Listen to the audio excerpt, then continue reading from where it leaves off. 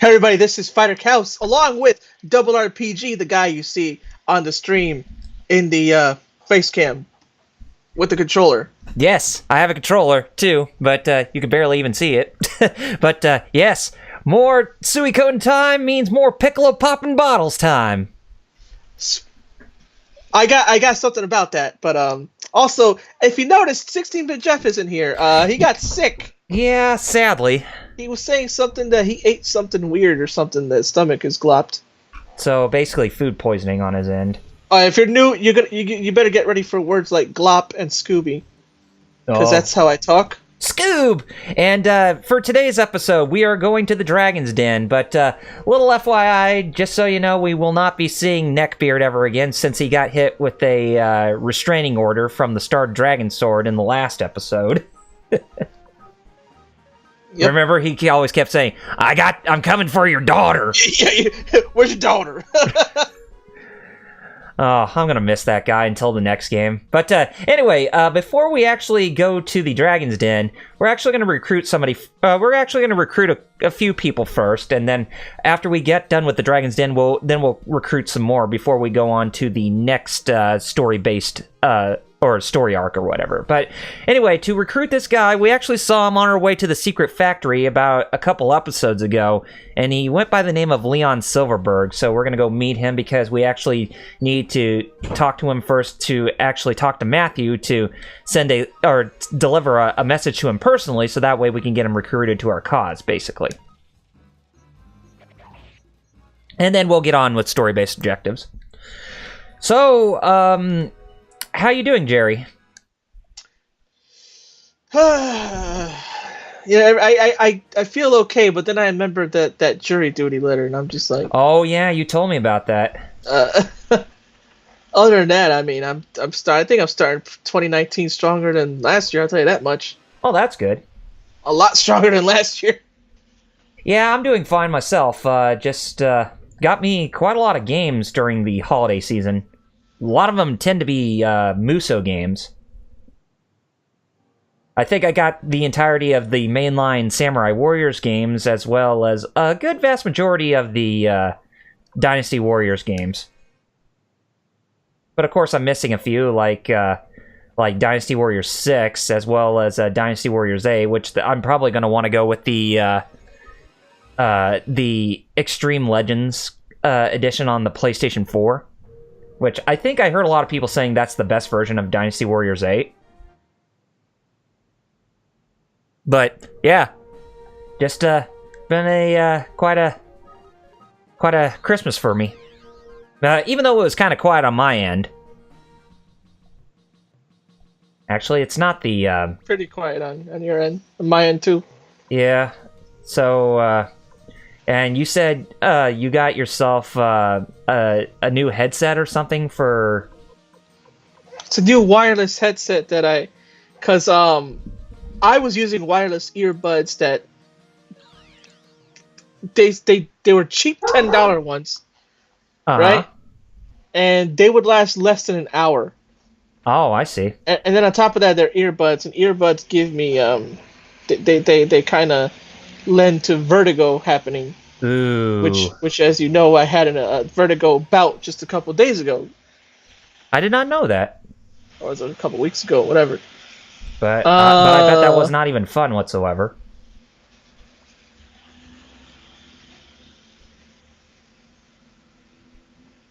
And the ones I got now, thanks to my dad, they are really, really... First, they're comfortable. And then they sound crazy good. Mm-hmm. Like there's times I don't even have the volume all the way up. I have it like halfway up. You can hear. I take off my headset. You can still hear the music. Like dang. Must be some pretty powerful earbuds. Yeah. Well. Ear whatever they are. Well, earphones. They're just earphones in general. Yep. But yeah, I mean, my Christmas wasn't as grand or anything like that, but I did finally get to pick up Spaceballs on Blu-ray. Spaceballs.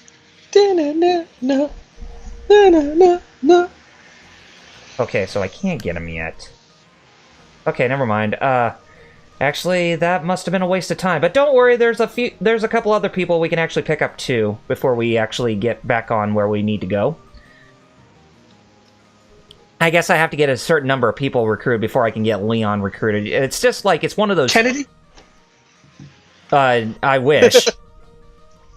I wish it was the Chuck Norris of the Resident Evil franchise. Although a lot of people like to say that Barry Burton's the Chuck Norris, but I'd say it's, Leon, just because of how cool he is. Anyways, one of the people who we actually want to recruit is actually Enrico. And this person is the appraiser. I heard Enrico. I'm like, oh, Latinos in this game. Recon, or Recon. And it's basically the appraiser. So, the appraiser here, his name's Jabba, and I know what you're thinking. Is it Jabba the Hutt? No, not exactly. They were showing, speaking of, they were showing, oh god, they were showing Star Wars Episode 4, the original one. Uh-huh.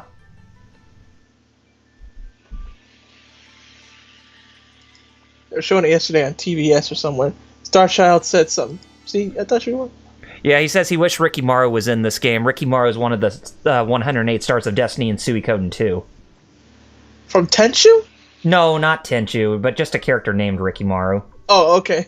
I was like, yo, that would have been cool. That would have been cool. Oh, yeah, that'd be awesome. Yeah, they were showing Empire Strikes Back 2, Starchild said. Oh, nice. Okay, now we got this guy, so let's go ahead and head over to the Larimar region, and we'll actually get 2 more people recruited to our cause. Oh. So we got the appraiser now joined the Liberation Army. The Empire Strikes Back. I think that's the one that Jeff does not like quite a lot in the original trilogy. Funny enough, that's my favorite one. It's Empire. Mm-hmm. That was the one. I think that was the first one I saw. Starchild says Ricky Morrow was his favorite character in the second game. Yes, he's not to be confused with Tenchu's Ricky Morrow. Yeah, not to be confused with Tenchu. Even though Ricky Morrow and Tenchu is actually a pretty awesome ninja. Okay, so one of the characters here is in Warrior's Village, but the thing is that it's not the blacksmith yet. We'll save the blacksmith till later. It's Window. Windows?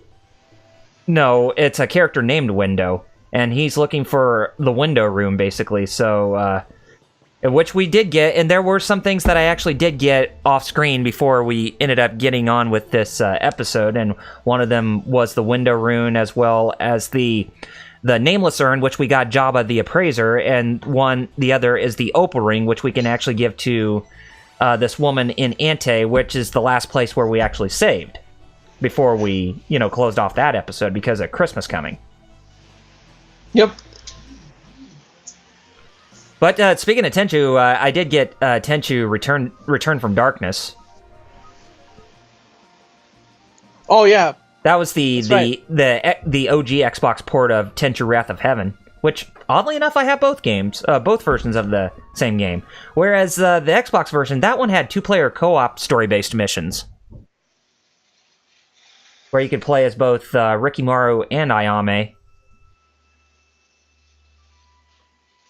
Starchild says Empire's the best. He's like me. I only watch A New Hope and Empire. I still like Jedi. Mm-hmm. I know Jedi is kind of the weaker one, but still wasn't terrible. He also says Window can change the menu style, right? I forget what Window does. Yeah, Windows can. I mean, the window can actually change the the layout of the the menus and the. Hence his name. He changes the menu windows. Yeah, he could change the user interface of the game, which is actually pretty cool. If the game came out now, he would be called UI or UI. UI. UI. UI. UI. You ever seen Enter the Dragon? When Jim Kelly would fight, he would do "Oi!" That was his karate cry for some reason. Oi! Jim Kelly. Quite a funny name, like Michael Winslow, the man with the 10,000 sound effects. What makes you think I brought you to all those Police Academy movies? For the laughs? I didn't hear anybody laughing, except that guy who does sound effects. Mm-hmm.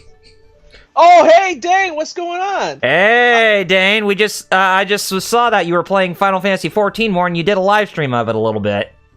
I was expecting Bad Gamer, since he said he was gonna say hi, but Omega Mario beat him to the punch. Yeah, I did beat him to a punch. I did see Bad Gamer in the list of people who were actually watching the stream, but he didn't even comment. Oh. No, I didn't know. Anyways. Sorry, But yeah, sorry, Bad Gamer. But anyways, it's time for us to get back on with the story, since we actually got a few people recruited now. And don't worry, everybody's going to get accounted for with who we recruit in this game, so don't feel like we're not going to complete this at 100%. And he said, Starchild says he played Final Fantasy 14 all night. Man. I was telling Bad Gamer, I said, y'all, Omega, you Double R, when you get the chance, Omega Mario, Dane, Carlio, and Starchild, y'all should make a 5-man band. Yeah, whenever I get around to doing episode 11 of my Final Fantasy retrospective, we ought to do like a 5-man band or something. You heard what I said? Because Lord knows I ain't playing no MMO. I ain't got that time. Matter of fact, I think I would have the time, considering that I just came off of Final Fantasy 11 about a year or two ago. Matter of fact, like even now, even though I did the comics already, I'm working on a piece of art because I want the views and people like Dragon Ball Super. Oh, hey, it's this French narcissist again. What's his name? Vincent de Boule? You know, the guy with the... Oh, Vince McMahon, yes. French Vince McMahon, let's call him that. I thought you said vegetable. Yeah, sure, we'll call him Vegetable. Vegetable. Hold on a second. I'm gonna open Twitch app on my desktop instead. Okay, that's fine. Although I just hope the Twitch app doesn't cause my computer to lag while we're talking. Oh, Dane, so you took down Shiva in Final Fantasy 14 for the main story. Still in A Realm Reborn, or did you get to Heavensward yet?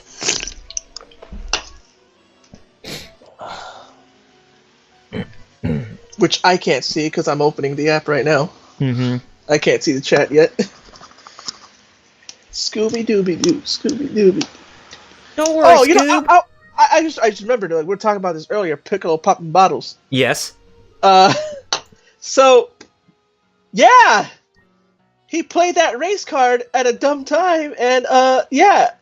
He said, and I quote, Soulja Boy, that is, said, and I quote, I had to boss up. Boss up. You mean punk down. Because Nintendo ninjas were coming for you. Yeah, and finally we got Soulja Boy to actually go down with his fake consoles and whatnot. Funny enough, you know that not only is the products removed from his site, but if you try to go there, it redirects to Nintendo. Meaning, I think Nintendo did something like they say, okay, we're not gonna take all your money, but you gotta, or I don't know what it is, but yeah, part of it was you gotta redirect to our site. Jackhole. Oh boy. But still, retribution.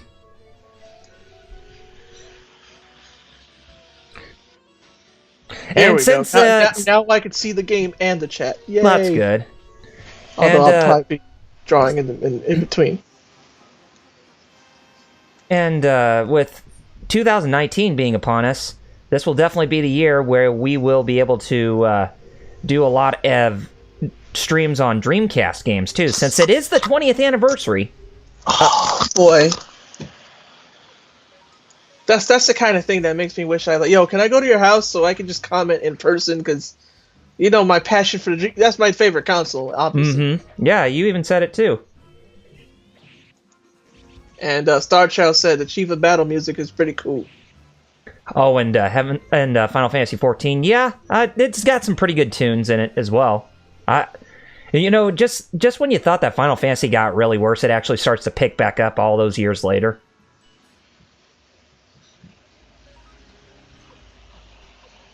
I know we have casual playthrough because most of the time we are, but if we're doing 100%, is this really casual? Might as well, because they're not really being a hardcore gamer or anything when playing this. But Yes. but then again, it's really hard to say.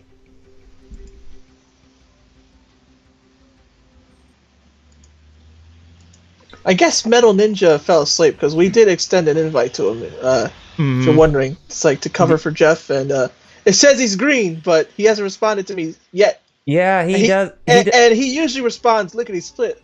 And he usually does have a bad habit of taking naps quite often. Yeah, he falls asleep in the middle of calls. Mm-hmm. Sorry, Metal. If you were here, you could defend yourself. So yeah, you could. So why don't you get in the call? Yeah, about that. That's someone else. That's someone else, but the thing is that I don't even have my soundboard on, so that's why I had to be legit or kind of speak from the heart. Speaking of, I should post in his Discord that we're live. Oh, sure. You can definitely do that. But yeah, 2019, the 20th anniversary of the Dreamcast, the 35th anniversary of the Ninja Turtles. I would say in Japan it's the 10th anniversary of Final Fantasy 13. The hallway game, basically.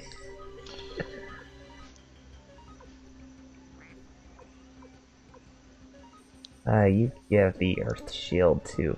Omega Mario said, I was late joining this chat as I was archiving the past Final Fantasy 14 streams from Christmas Eve.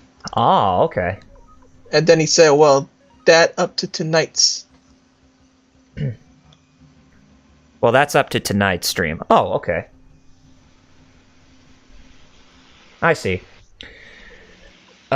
So with January, I guess the two big releases for this month are both Resident Evil 2 Remake and Kingdom Hearts 3.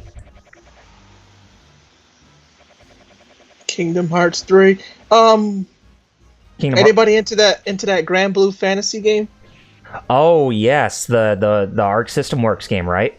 Yeah, and there's also a PS4 only RPG, action RPG. Yeah, that Platinum Games is working on along with Cygames. So it's more. I kind of want those to get successful because, believe it or not, there's still no Grand Blue Fantasy official Western version. Mm-hmm.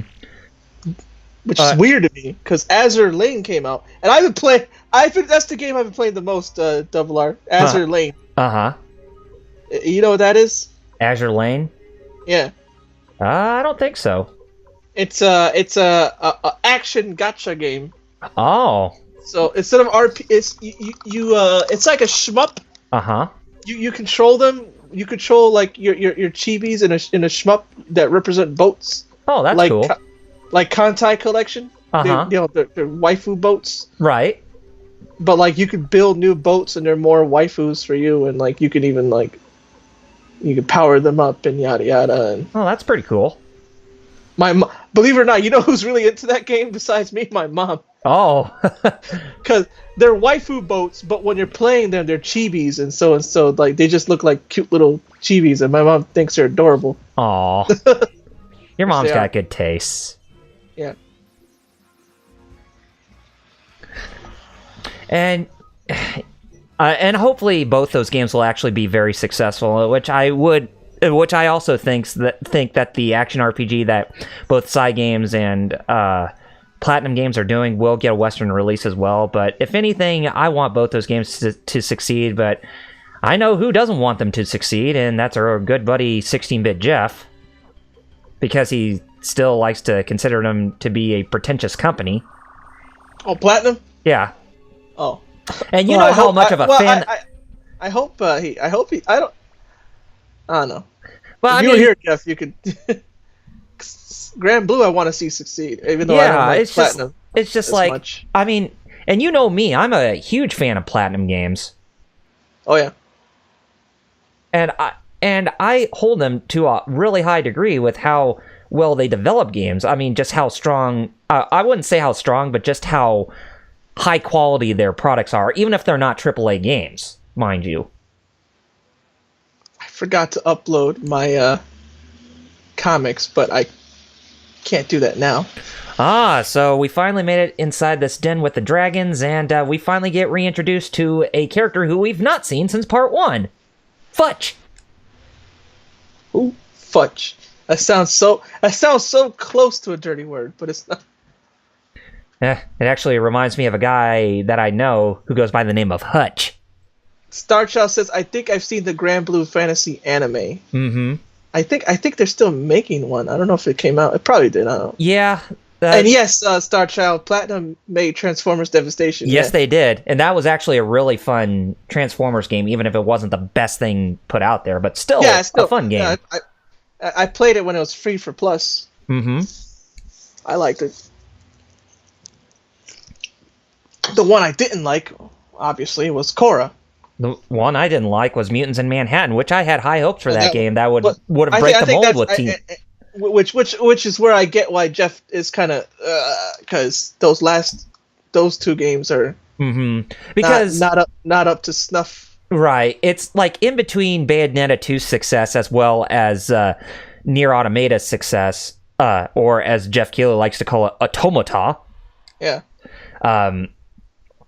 You notice that Platinum Games was working on a lot of licensed properties in between. Exactly, which is why they were stretched so thin. Which I guess I don't think they should go under, but like to go with Jeff's criticism that I agree with, that they should stop stretching themselves thin. Well, of course, they should work on maybe 1 or 2 titles. Which unfortunately, speaking of ArcSys, even though they're doing great, I'm kind of afraid of Grand Blue now, the fighter, because they're working on DB Fighters isn't dead because Papa Harada saved it. Yes, he did. So because he's like the new fighting game community manager for Bandai Namco Games. Yep, exactly. And he even said, "I promise they'll still." So it won't. It's not an evil Japan, but he's making darn sure there's still fighters are showing up at the other tournaments. Mm-hmm. And you best believe ArcSys ain't gonna abandon fighters because it's literally more popular than the Street Fighter right now. Oh God, yes. And Smash. And Smash Ultimate, even though Smash Ultimate is actually a pretty good game. Yes, it is. It's just you know what I would call a fighter? That mode in Smash Ultimate where you play as Ryu. His special mode. Mm-hmm. That I would call a fighter because it actually has HP and quarter circle and motions and all that. Mm-hmm. But what we're talking about Harada? Yeah, Harada being the fighting game. Oh no, about ArcSys being split so thin that I hope that doesn't affect them. Yeah, because they worked on obviously on Dragon Ball FighterZ, which it's kind of up in the air whether or not if they're going to be doing a season 2 for that game. And of course, they're working on Guilty Gear, Blaze Blue, the Kill la Kill If, and yeah, exactly. Guilty. Yeah, that's a lot of games. Yeah, and the new Grand Blue versus or whatever. There's also that rumor that possibly one of their other games that we're going to work on is Persona 5 Arena. Which is yet another. Yeah, exactly. Another. The chat said a bunch of stuff. Well, could you catch us up? He says, Omega Mario says, remember how Digital Extremes was stretched so thin before Warframe? Yep. And Starchild said, that's why you can't get Devastation or the TMNT game on digital because the license ran out and they took them down. Yes. And the most ironic thing... That's why we prefer physical copies when we can. Mm-hmm. And, and probably the most ironic thing is that the Mutants in Manhattan, that was only released for 8 months before it got pulled down on the digital storefronts. Dang. Yeah. So it hasn't, lived for around a year.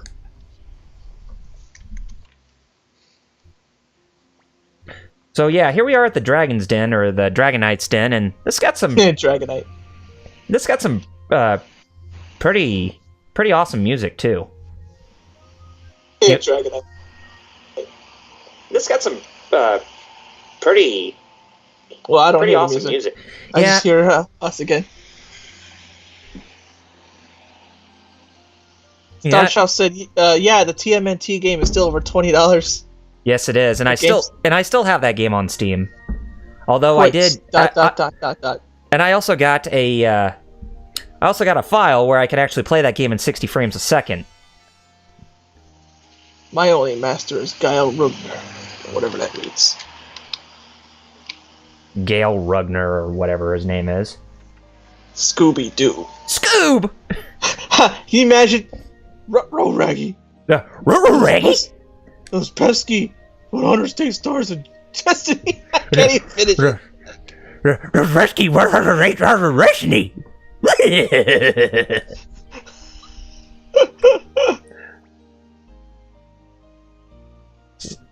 So here we are meeting Joshua Sir Joshua of the Dragon Knight's Den, the leader of the Dragon Knight's Den. I don't see any Dragon Knights.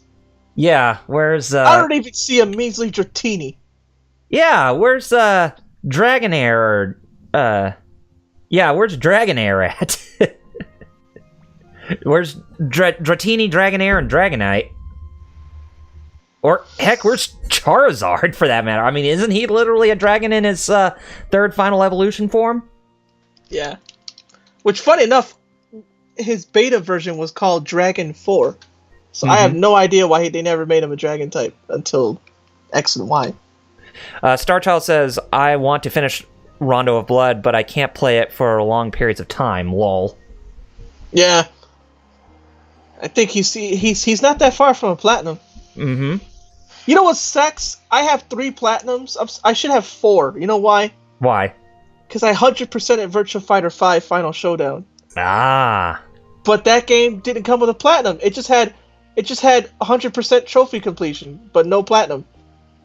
Isn't that weird? Yeah, that's weird. It was just like, oh, you got all the trophies, but that's it. Dang. What? Shouldn't I get a platinum too? No. Yeah. Nope. Sorry, you just got boned. It's not worth a platinum. Mm-hmm. Fool. Excuse me. One game I thought I fully completed at 100% was Resident Evil 5 when it first released, but after those DLC storylines came out, Lost in Nightmares and Desperate Escape, I didn't realize that they had new trophies for it. It's like, okay, I did get the platinum for that game, but now it feels like I just cheated my way to a platinum without, fully completing the game at 100%. Yeah. That's a fat booty. Wait, what was I talking about? It said, and Starchild says, it said, thanks for playing, lol. I guess he's talking about Rondo of Blood. Oh. OG Rondo of Blood. That's all you get? Oh, or no, I think it's something about like how I got Virtua Fighter 5 didn't, it just said thanks for playing. It pretty much did. Mm-hmm. It's like, screw you. Who are you to ask for a platinum? I don't know. I'm the mega Sega fanboy who... Oh, and then he said, nah, Virtua Fighter. Yeah. So the dragons that I platinum Yu Suzuki games. That's what I do. The dragons that are the dragons that are asleep are not diseased. They're just hit with sleeping poison, basically. So they can't wake up until they get detoxified. The good old rehab center. Yeah, that's why we got Dr. Liu Khan in our party when I was in between sessions to try and grind some people as well as getting some items for any future recruits.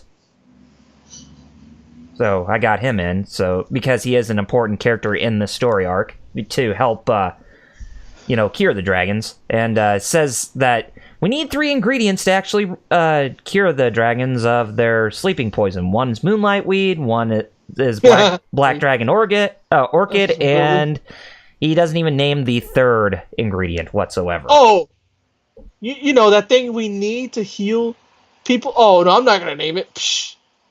He says, we'll wait. We'll leave it till later. First, get those 2. So, oh, that's fine. But we'll leave it till later. First, no, trust me, man. When you hear what that 3rd ingredient is, you're gonna be like, oh, it's gonna hit you in the feels.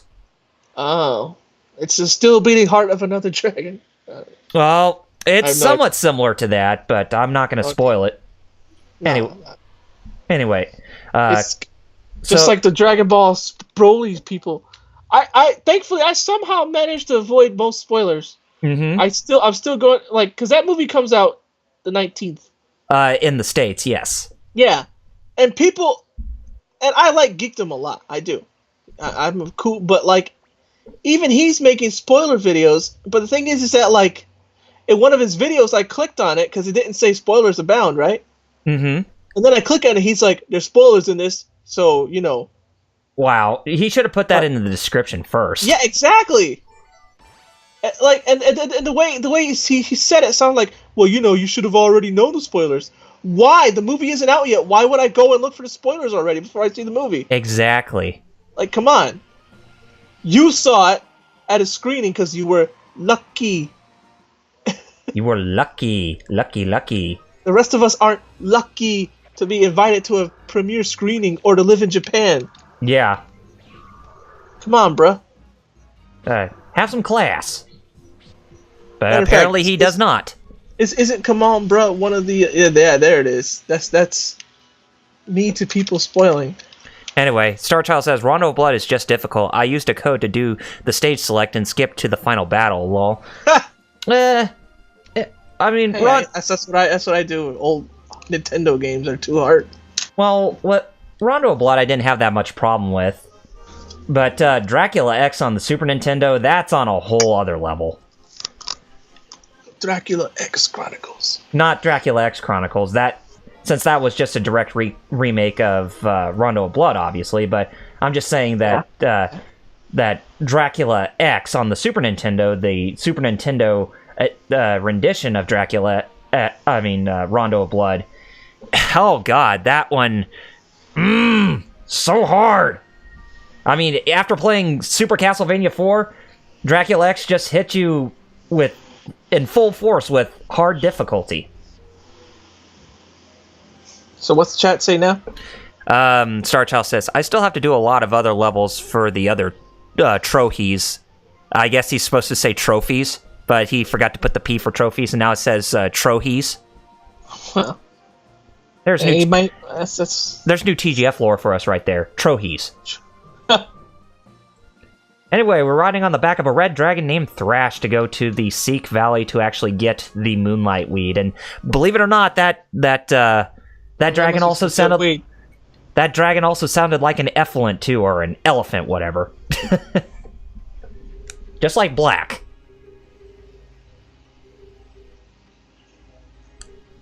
It's one master butt. That's one what? Oh, so I'm commenting on my drawing. Oh, I see. I keep feeling, oh right, we're live. Right. Derp. Of course we're live. Pull yourself together, man. Well, I'm trying. Yeah. I wonder if he's in chat. Who knows, maybe. And if you are there in the chat, Flame Chocobo, then good to see you, man. He's not.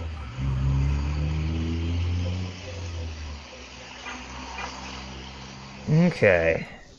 Starchild said, yeah, I was going to bring up about the Final Fantasy Ultima art book. Oh. The Ultimania art book, I mean. Yeah, the Ultimanias, those are those strategy guides / encyclopedias of certain Final Fantasy games that they like to give off, cool tidbits of information about a game, as well as some pieces of lore. I mean, it's kind of like those big, huge collector's editions of, say, certain comic books that have those annotations or whatever, where they like to give trivia and tidbits and that kind of stuff. I got you. Yeah, it's kind of like that. Strider hit you. He must not leave this place alive. I got you.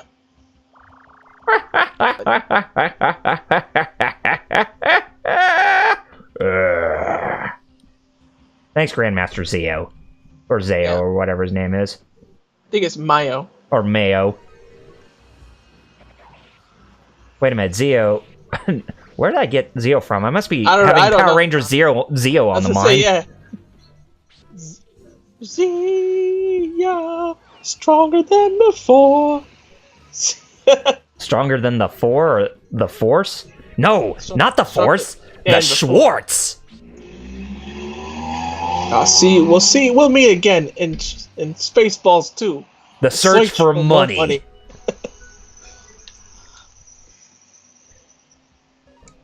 Now another movie you need to get is Streets of Fire. Streets of Fire? Yes. Oh, okay. Rick Moranis is in that as well. Oh, nice. It's the same guy who did The Warriors and 48 Hours. Oh, cool. And that movie is a cult classic as well. Mm-hmm. More popular in Japan than it is here in America. Interesting. Believe it or not. More anime reference that movie than like American comics do for somehow. Mm-hmm. Just trying to figure that one out. Oh, and just so you guys know, someone in Hero Club says, so where's the call? It's either Wheels or... Oh, no, well, yeah, just you gotta hit me up so I can add you. Okay, so we're inside this hut with this old man who's one of the blacksmiths. So if you were to guess, yes, this is the final blacksmith that we need to recruit to upgrade our weapons to level 16, the strongest level for their weapons. And his name is Mace. No, I don't know if that's Wheels or Visible, so I don't know which one to add. I don't know. HMU. Okay, I did twice. I did twice? Check your Skype. I am. Oh, you are? Okay. You want to join our stream? Jeff is sick. No response. You want to join our stream? Jeff is sick. No response. The cripple, basic. Oh, it's Wheels. Okay then. That's weird. He must have hit me up on Twitter. Oh, okay. All right, so yeah, we'll get the cripple in here, and we mean that in a good way. Okay, so actually, I want to go this way because I want to actually get that treasure chest. If I go in this path, yeah, some of these paths are not very consistent. I want to add him, and instead of adding him, I call him separately, which is wow. Whoops. Serio. Starchild says they had a reference to Streets of Fire on the anime Megazone 23. Yes, they did. And also Bubblegum Crisis. Alright, so, am I in? Yes, you're in. Are we in? Yeah, no, I sat there and I'm like, I did message Jerry twice on Facebook and on Skype here. It's on Skype. I literally sent you a message. Yeah. At 5:45. Oh yeah, like, now I see it. Yeah, I messaged you like literally 20 minutes ago. I was sitting here like, why does he not see the message? I'm like, why is he blind? Is he on his iPad? Wow. Oh no, I have to plug in my computer because it crashed. Ah. Oh, and then it crashed. Ha! Did it crash? Ah. Man. Well, he'll be back. Oh, doggone it. Da. Crash. Crash. The main character in Megazone 23 works at McDonald's. He tells someone to have a McNice McDay. McNice Monday. That'd be something like that the main character in, what's the name of that anime? Golden Boy would say. He would, because he had a bunch of odd jobs in that. Yeah. And he's the guy who was just completely insane and rode a bicycle down, like very high off of a hill or whatever. Just to get a girlfriend to date him, or just to get a girl to date him, basically. Omega Mario said he just loaded up Smash and unlocked a few spirits. Working on Cloud, got my parries on point. Oh, that's cool. Starchild says he has Golden Boy and Junk Boy. Junk Boy is the one nobody talks about for some reason. No. I don't know why. It's not bad. Just nobody. I guess that one. Then again, Great Teacher Onizuka. People don't know that's actually a sequel series. Mm-hmm. Just like people, the first series is actually Shonan Junai Gumi. Oh, cool. And it's about Junk Boy is more lewd than Golden Boy. Oh. And I guess that's why nobody knows about it that much. It's only those of us who like ecchi probably. Ecchi. Now, I mean, you do have your own Twitter account that's based on ecchi material, right? No, I do have my brand on Instagram. It's still split. Oh, okay. I don't know if I probably I'm thinking of I may have to kill the Game Riffers Twitter, which nobody why is that still up in the first place? Yeah, why is that still up? Junk Boy, 23-year-old Ryohei Yamazaki has just one thing on his mind: sex. Madhouse did the animation. Ah, cool. New Private Folly. Now there's a name of a studio that's actually pretty cool. Madhouse. They're the ones who did the Last Order Final Fantasy VII OVA. They did a lot, yeah. Yeah, they did a lot. This came out before. I wonder if this was actually like a spirit, like Golden Boy is the true version. Yeah, Junk Boy came out way before Golden Boy. Mm-hmm. I guess it's like a prototype. Bad Gamer says, yeah, why is still that up? Sup? How's it going? You know what? Let me take care of that. That way I could probably free up that email so I can use it for another Twitter, like the Fighter Ecchi one. He said he's good. Good. Well, that's good. Well, glad you made it in the stream, man. Actually, no. Crap. I have too many programs running. Crap. We gotta do that after the stream. You're fighting a weird ball thing with... Yeah, it looks like a rune guardian or something. But it is a pretty tough cookie. Probably a lot more tougher than let's say Neckbeard, the child offender or whatever. Raggy, they must not pass. Raggy, Rilma, Raphne, Reddy, Rappy. Oh, wait. Why wrong, you? You know you have the same last name as me, or my name not Ruby Doo. Yes. He has dogs, so, if you're wondering why Double R okay. Can do the voice better. He learns even though it's not high pitched for a Scooby voice like it was back in the day. I can't even do the laugh. Well, thank you, Bad Gamer. Well, your view counts, so thank you. Yes, it does count.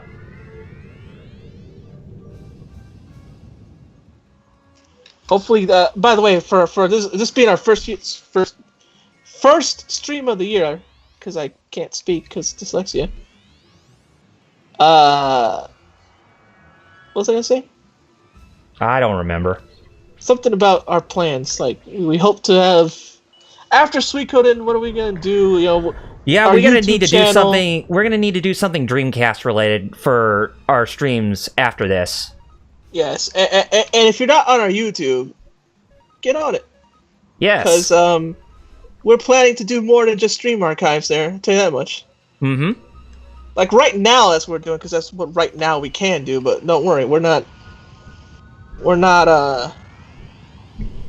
just thinking of it as just a archive dump place. Yeah, nothing like that. Matter of fact, I don't know if we'll do this, but we probably won't. But I know Max has Yo Video Games specifically for that. Mm-hmm. Whereas, like, his main channel has some stream archives, but they're edited still. Yeah. But Yo Video Games is like the pure stream archive dump. Mm-hmm. Okay, so we finally took care of that of that boss. So now it's time for us to collect our can't prize. Draw feet. Lordy, and I have a reference too. It's hard to draw feet and hands. Yeah, oh boy. Let me tell you. I used to get criticized a lot right. whenever I went to college. When I tried to draw characters, they're like, their hands are so big or their hands are so small. It's like, it's not easy to draw, to draw those things accurately. I'm well aware of that. Because I just thank God it's not the final line art, but I did the feet and then I zoomed out and the feet were like tiny baby feet and I'm like, no, that's not right. Compared to the rest of the body, it's like, I'm like, that ain't right. Yeah, really not that fair of a critique, if you ask me. I'm like. All right, we're right before the moonlight weed, and don't worry, we're not going to get high off this weed. There's no drug references in this game. Not like my neighbors. Oh no! Oh, that's another reason why they look so small. I was using the wrong frickin' line weight. Ooh. I was using like everything else is like a bigger, heavier line, and then also I'm using tiny lines. Oh, there's that witch Wendy coming back. That's moonlight weed, all right. It's used as a restorative. Who's that? Come on out. Starchild sent a link. I don't know what it is. I don't know. It's some type of Tumblr comment or something.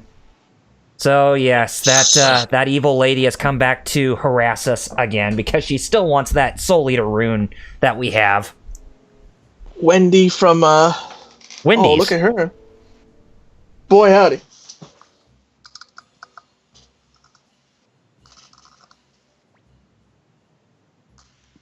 Oh, okay. That's the McDonald's Megazone 23 picture. Oh. You will give me the rune on your right hand, the Soul Eater. Don't look so angry, Tyr.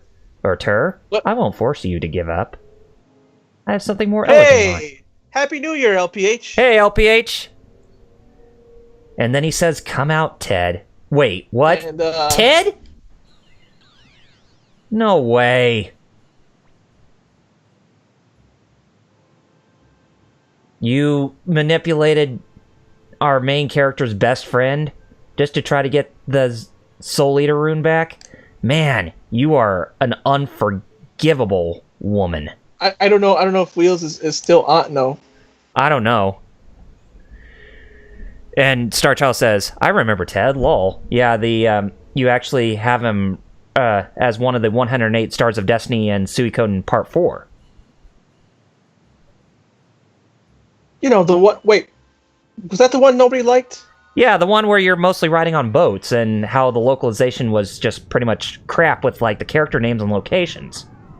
Oh, okay. They're just very generic. Unlike 5. Oh, 5. 5 was like Suikoden 2 Reborn. Just basically, the like the character names and the locations and that kind of stuff. It just felt like a genuine Suikoden game. Okay. You know, like this game's a genuine Suikoden game, and as well as Suikoden 3. Especially when you have a race of ducks that have their own clan. Yeah, the Duck Clan. That's what I remember most. Because back then I didn't. I had. You remember Jam Pack? Jam Pack? Yeah. Isn't that like the PlayStation? Discs? Yeah, the PlayStation 2 demo disc. Yes, I remember those. Yeah. I found an old Jam Pack case, but I don't have the disc. I'm like, well, where's the disc? Actually, I think I still had the disc in one of those binders. But anyways, that's how I play a lot of games back then. I couldn't buy each game, but I played a lot of them because those Jam Pack demos. And I played that Suikoden 3 one a lot. Mm-hmm. Along with Wild Arms 3. Yeah, Suikoden 3. Suikoden 3 was I think it was the only Suikoden game that Michiru Yamane, who from Castlevania fame, who did the music for most Castlevania games, that was like the only Suikoden RPG that she did music for. And honestly, I thought that soundtrack was hit or miss. Oh, dang. I mean, there were some good tunes, but it wasn't. It just.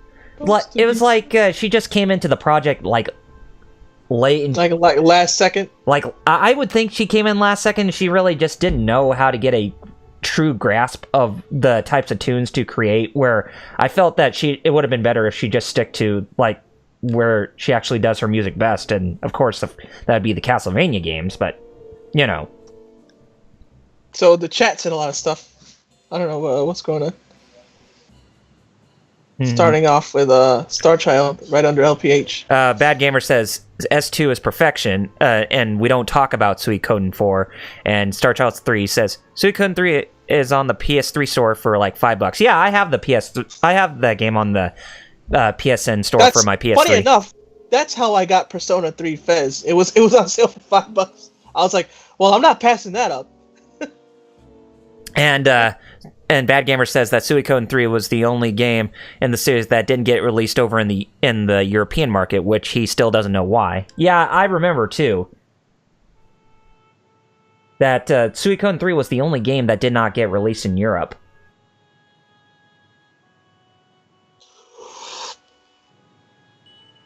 And here comes Ted's death. Oh, here we go. Well, basically, we're stealing his soul, and we're getting the fourth and final power to the Soul Eater rune. So basically, the rune's strongest attack. And I gotta tell you, its strongest spell is pretty awesome. And you shall see eventually. Very soon. Soul Eater is level 4. Good, that's good. Who needs a body that can't be controlled? I now return the 300 years of life that you gave me, Soul Eater, so yes. Ted is now going to pass on.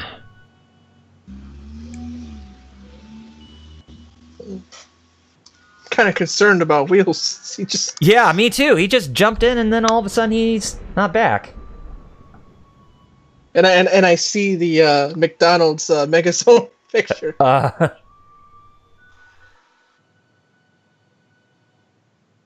Here you go.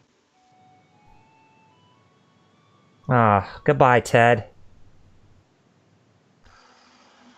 And of course, I'm not talking about the Thunder Buddy, because the Thunder Buddy can just remain as a lifeless doll, or a lifeless stuffed bear, for all I care. Even though... Bad Gamer says something interesting. He says, my sister has every copy of the Suikoden game, even the spin-offs. Oh, that's cool. Does she also have the exclusive PSP game that came out in 2012 that was a Japan-only release too, Alex? Does she? Does she? Do ye? Okay, use the escape talisman, and that should take us to the very end of the dungeon, and we can start riding the dragon back. Yep. Make your elephant noise, Thrash, and get us back to the dragon's den! You know, if the red dragon's named Thrash, why didn't they name the black dragon Moss? Or Mosh, or whatever. You know, Mosh and Thrasher from the Headbangers in WWF history? Oh, yeah. Were they a thing? Yeah, they were. Yeah. Mm-hmm. Okay, and then Bad Gamer says, okay, not every copy, but she wants to. Oh, that's cool. Anyway, we're back at the Dragon's Den, and we need to go deliver our goods to Joshua and Dr. Liu Khan. Not Joshua Graham. No. From Fallout New Vegas. Well, be thankful that Preston is not amongst this group. We found out. Yes, we did. We found out. Couldn't keep it hid. We found out. It's another settlement that needs your help. I'll mark its location on your map. We found out. Okay, the Black Dragon Orchid is actually in Greg Minister Palace, and Futch went alone to get it. And this is probably one of the only interesting bits in the game where you could actually play as another character aside from the main character, even if it's a briefly controlled state. So yes, we get to control Futch a little bit. Futch. What a unfortunate name. Futch. That's terrible. I'd kill myself for that. And of course, we're getting that cutscene where we see Black riding in the sky with all those clouds that we saw at the beginning of the game. You will not believe the hassle I just went through. Yeah, we were wondering. Yeah, what happened? Yeah. Okay, so I had to plug in my computer because what happened was I was turning it on, trying to get a hold of you. I was also opening up my other, applications and stuff that I needed to do to edit, like, say, the podcast and stuff. And so, like, it went into hibernation mode because it needed to be, plugged in and charged. But then when it restarted up, from hibernation mode, it got, like, in one of those hibernation locks where it wouldn't fully process loading back up to the open window to log in. And so I had to turn off the computer, reboot the, hold the button, reboot it, turn it back on. And then when it came back on, Skype wasn't connecting to the internet for some reason, and it took it like 5 to 8 whole minutes just to reconnect to the internet. Like, it wasn't that I needed to update the app, it was just that the app wasn't connecting to the internet, whereas everything else on my computer was that needed, the internet, like, say, Google or Facebook or Dropbox. They all connected fine. It was just this did not want to connect. Man. So we have Futch in the Imperial Garden talking to the Emperor. Oh yeah, I didn't get enough time. What game are we playing? Suikoden! All right. Suikoden, the first one. Yes. And this and this is where you're actually controlling a second, a character aside from the main character you play as. Which I think this is the only game where you actually get... well, no, I would count Suikoden 3 where you play as multiple protagonists, but this is the only, other character of the 108 Stars of Destiny that you can actually control. By the way, how was your Christmas? I don't think I ever asked. No, we talked. Remember we were here? We were here. We went crazy. New Year's Eve. Oh, yeah, New Year's Eve. We started talking about crazy stuff. That ironically too, I deleted the audio from the Skype recorder, because I was like, oh, there's so many audio files in my Skype recorder box, I need to go delete. And then I'm like, yeah, I gotta go delete this one, I gotta go delete that one, because it's like 8 hours of material that takes up like a lot. So I was like, let me go delete that. And then all of a sudden I'm like, oh hey, there's the one where me and Jerry were like, oh my god, what's going on? You're like, I'm gonna go. I need to go get something to drink. Champagne? I wish. Like, yeah. Smack a bitch. I wish, man.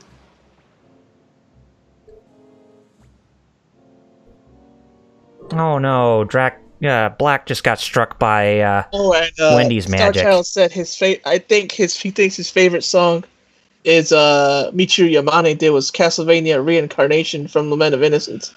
Bad Gamer says is Iron Blue Intention from Bloodlines, but I think he's also referring to the remixed version from Portrait of Ruin. Something else besides Soldier Boy finally getting got that I wanted to bring up. I forgot what it was. Butch has been brought back to the Dragon's Den, but how did he get back to the Dragon's Den, I wonder? But now, if Jeff was here, he'd tell you about his horrible start to the new year with somebody arguing with him on Twitter and blocking him. That was funny. He said nothing at all, but then he got called homophobic, and then I was like, wait, what?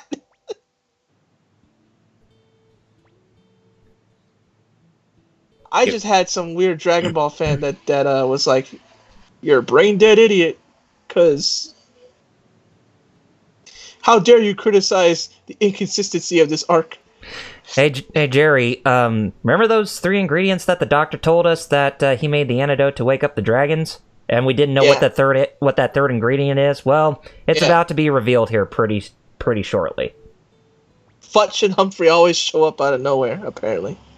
Well, yeah, they do. They appear in the second game, whereas Futch actually comes back in the third game as one of the 108 Stars of Destiny as well.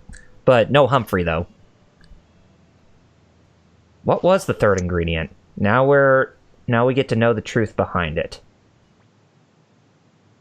And he says, harumph! The third ingredient? Harumph. Just like Homer. Well, yeah, I'm a little... The third ingredient... Yeah, Yeah, the third ingredient. Now Josh was gonna say, I'll tell you, the third ingredient was a dragon's liver, and it came from, you know who, Black. Oh. Yep. I was close. It was close to a heart, but it was a dragon's organ. Yeah. Good thing it wasn't the penis. Yeah. Oh gosh. I have a hard time trying to cut that off. Yeah, having a hard time trying to cut that off. Instead, we just end up circumcising it for all it's worth. Now we're gonna get banned. For sure. No. The crap I was saying the other day would have got us banned, because I called out how Metal caresses his cat. How Metal caresses his cat's a little too, molest-alert. And he's like, I'm petting the cats. And I'm like, Metal, if you just hear the audio from my side, the way you talk to your cat, it sounds like you molest them. You're like, hey, how you doing? Like, he gets like a bedroom voice. Like, for anyone who doesn't realize, my friend Metal, who sometimes is on here with the Geek Fighters, as well as he hasn't responded to me, by the way. He's like, hey, hey, Smokey, how you doing? And like, it gets really weird. Like, it really sounds like he's gonna like bed his cat. And I'm like, Metal, if you want to like talk to a cat, talk to it like, hey James, how you doing, James? Like Quagmire talks to a cat, or how Jeff weirdly talks to his cat. But like Metal talks to his cat like he's gonna rape it. Ugh. Like he's gonna perform some bestiality sex like Kurt Angle wanted to do to Booker's wife. I remember that. And I know Star Child's gonna remember that. And Metal is on if you want him in the call. He never responded. Yeah, he never did. Yeah, because probably the dumb fuck didn't check his notifications. And this time, unlike with you, where you actually did respond, I'm checking again, and nope, he has not responded. Yeah, he probably didn't see his notifications. Watch, once he hears the call, he'll be like, "Derp, what's this? What's this? It's magic in the air. What's this? What's this? Oh God, I hope I don't have to fight Brad Dourif as a doll." Because if anyone doesn't remember, Jack Skellington is, what is his face? Can't think of his name. Jerry something. Seinfeld? From the Child's Play movie, as well as a couple of episodes of Star Trek. What do you call it? Star Trek Deep Space Nine. Jerry Sarandon, or whatever his name was. Mm-hmm. Also, he was, everyone's favorite vampire, Jerry the vampire. Oh, I didn't know that. Or was it Chris Sarandon is his name? I can't think. Yeah, Jerry the vampire from Fright Night. Oh. One of the greatest horror comedy movies of all time, Fright Night. It's like one of my favorites. You ever seen Slapshot? No, I don't know what that is. It's a hockey movie. Comedy. It's what inspired the Dudley Boys. Wait, what? Yeah. Oh, Jesus Christ. Hockey movie. There's a couple sequels, but they don't count. Just watch the original. Anybody remember Club Dread? I've heard. I don't think I've seen it. I know of that movie. That's the movie that's done by the same group who made Super Troopers. Ah. Oh, Broken Lizard's Club Dread. Yeah. Mm-hmm. That's a great, funny movie. It's not even really scary. It's just fucking funny. Have you seen Super Troopers 2 yet, Wheels? Nah, I haven't seen it yet. Ah. I haven't seen Super Troopers, 1 in, I don't even remember most of that film. Because, there's, jokes that my friends say. I'm like, dude, it's Super Troopers. But yet here I am, the one guy who can remember Beer Fest. Beer Fest. I like that movie, too. Yeah. Beer Fest. Beer Fest is, my favorite Broken Lizards, group movie. Because, my favorite part about Beer Fest is the one when, they're all trying to get back in sync. When they first finally recuperate. And, they all start getting drunk.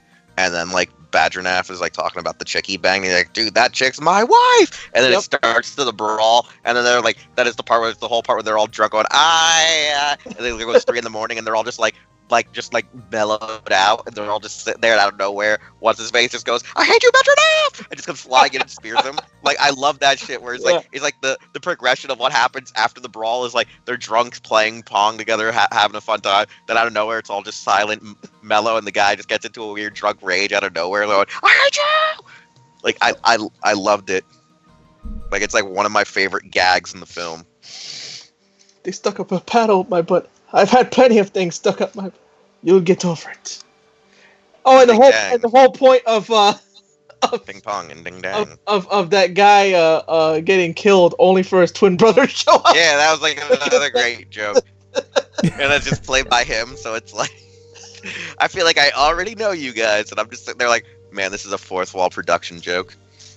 It's like, so his death meant nothing because he's still here anyways. Absolutely nothing. I happen to be just as good, no, better than my brother. What was my other favorite one? There's my other favorite gag is the actual one when they actually go to get Barry for the first time and they find out he's a street prostitute. Yep. And he's like, I'll let you look at it for $1. I'll let you can let me look at it for $2. $3 for me to touch it. And I'm like, wait, what? Because I had to rewind that part when he's like, just to look at it? Just to look at it for $1? Like, what?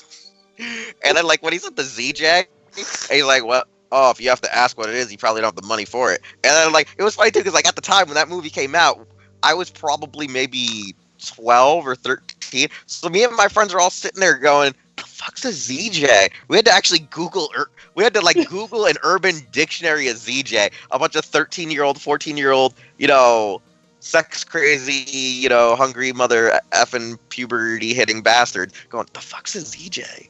Only to find out a ZJ is just like when one partner's asleep and the other one jerks them off. Ooh. It's pretty much called sleep molestation. Pretty much. Yeah, but like that was like the funniest thing because I remember just still like we made the same look as Fink. We're like what's a ZJ? Also, I got one of my catchphrases from that film. Because you remember that song or thing that they said they were together doing Hands Across America? I say that every time. Because before Braun Strowman started saying, you're going to get these hands, I'm like, you're going to get these hands across America? That's what I used to say. I actually do remember that part. I can't believe I didn't put two and two together. Yeah, that's why me and Olga used to say, we're going to bring hands, like for when Barry was, like when Barry goes like, when Barry goes into like, Speed Force, we're like, he's bringing hands across America. Punches for each of the 50 states. America. Yeah, so yeah, that was one of the jokes. Because like I know "get these hands" is like something like a lot of ghetto people say, but like I added in "hands across America" just because it sounded funny. But yeah. So if anyone's wondering where get these hands across America, it was just me fusing two lines together. I did magical fusion. Also, Jerry, what about that news that Darkon busted out this morning on the site? That news? The one is it the Gundam news? Yeah. Cause I got retweets for that. People are like, so if that's coming, man, I hope the MGM has that Gundam narrative. If you guys don't know. Yeah, no, like supposedly like the Fathom events. Yeah. Because like Darkon was like, yeah, so I just found this on Fandango, and we were like, wait, what? And he's like, yeah, I don't know.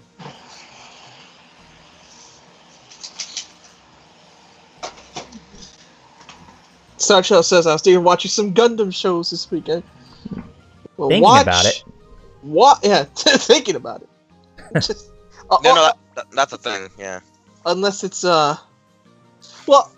you can watch the first 2/3 of Age.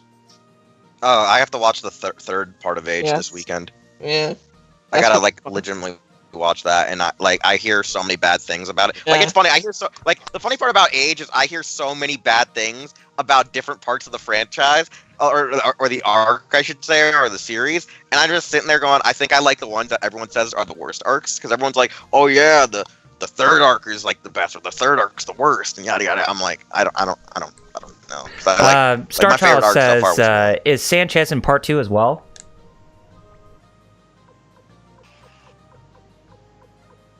Is Sanchez? You're the one who knows Suikoden. Oh, Sanchez. Oh, okay. Never mind then. I'm like, you're the one who knows. What is Sanchez? I was like, oh, that character from Suikoden. No, he's not Star Child. I was about to say, what in the world? You're the one who knows Suikoden, I man. I thought it was a Tokusatsu character. No. Oh, He's just sitting there like Sanchez, the token. Yeah, he's the Hispanic cousin of Hongo. He's the Latin American cousin to Hongo. Obviously. I was thinking of, since we're talking about Gundam, I was thinking of Ali Al Sanchez from Double O.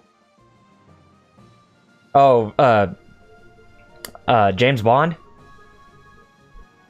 No, Gundam Double O. Oh, Gundam 00. Okay, I thought you were talking about 007. Which Wheels would know. I mean, La Bamba. Alabamba. Not to be confused with, which one's the Trap? Trap. I forget this one character in Double O that's like a guy, really, even though it looks like a girl. It's a trap. It's a Gundam! A Gundam! It's a A Gundam. Gundam! A Gundam! It's a paladin. It's a Gundam style. Gundam style. Gangnam Style. I know he says Oppa, but I mean, that's so close. I just say Oppai. Gundam Style. Whoa! Whoa. Someone must have heard my mixtape. Hot fire. Got quit. Oh, if the castle were still a little bigger. Oh, God, that's loud. Well, that's unfortunately. It's weird. I'm probably gonna have to edit the rest of the podcast later. I'm just sitting here, I'm like, wait, yeah, it's too loud. I'm gonna edit lit later when me and Sound Out talk about Atragon.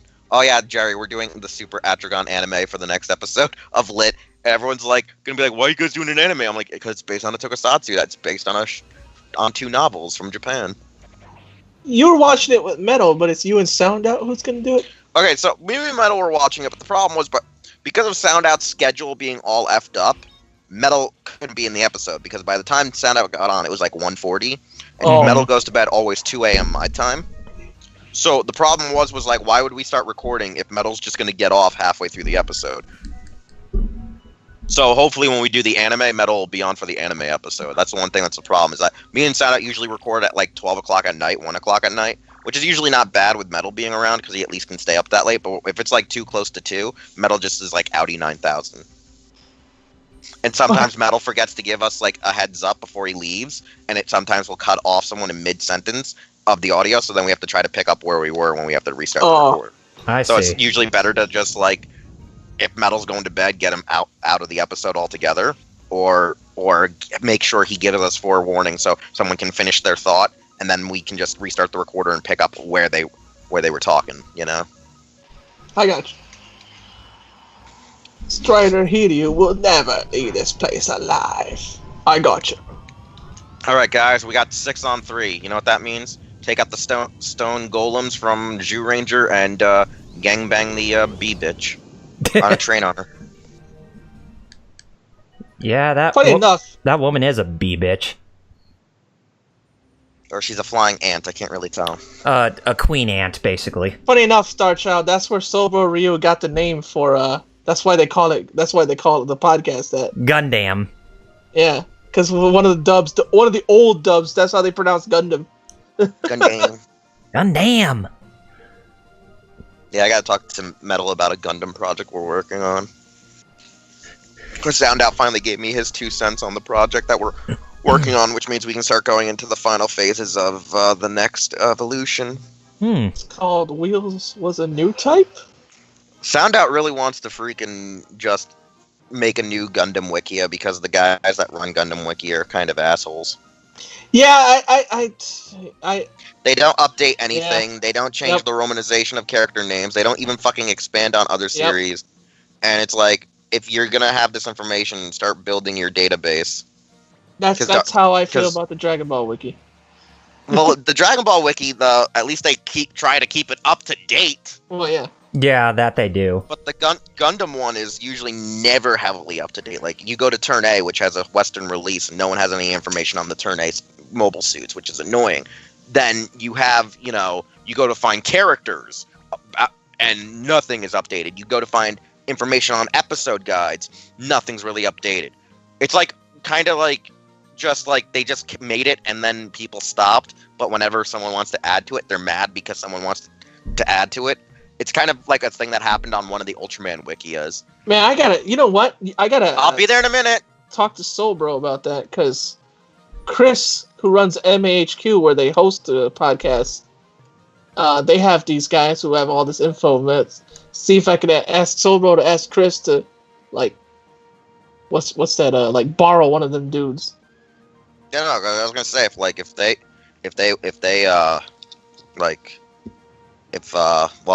they'll probably take interest in the project once it goes live, because I don't want to share it publicly till we actually, be like, hey, look what we made. You can't steal our ideas now, Yeah. We get the royalties, maybe, basically. MHQ though can probably jump in, because we do source them for this project we're working on. Them and the Wikia and a few other source books that were actually translated we use. But I'm gonna go grab dinner, so I'll be back in a bit. Funny enough, my dinner's probably gonna be ready in like 10 more minutes. Starchild says, I remember the Suikoden wiki was pretty extensive even back in the day. Yeah, I mean, there's plenty of wikis out there that are pretty extensive, and they're pretty updated quite a lot. Like the Final Fantasy wiki, I use that as a source for whenever I do the Final Fantasy retrospective. The wikis I noticed that are actually good are the ones for stuff that's going on right now. Like, speaking of Grand Blue, when we were talking about it earlier, the Grand Blue Fantasy wiki is pretty dang good. Mm-hmm. And so is the Azure Lane one. Speaking of Grand Blue Fantasy, the reason why I want that game to come out is because did you know the guest characters they have in that game? Which ones? Persona 5 Joker, like Smash is gonna have. Yeah, I remember about that. And not only that, but Cure Black and Cure White from Precure. Interesting. I'm like, how did they get Precure? That's dope. Especially Cure Black and Cure White, because the original two Precures are actually the coolest ones. Mm-hmm. Because they were the most Dragon Ball Z-ish.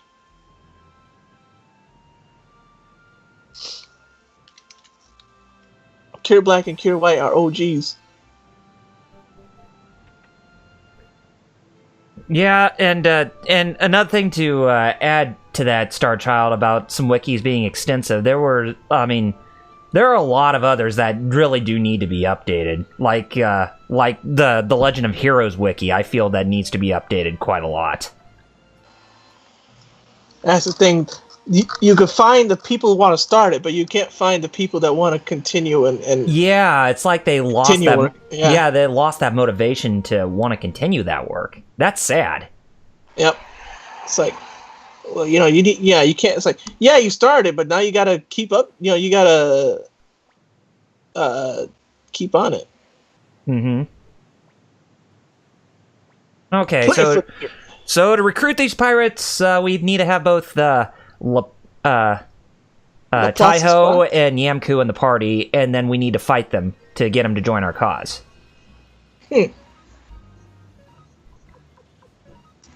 Yeah, my dad always talked about the Kung Fu movie that was based off the same story. Uh-huh. I really want to see it now.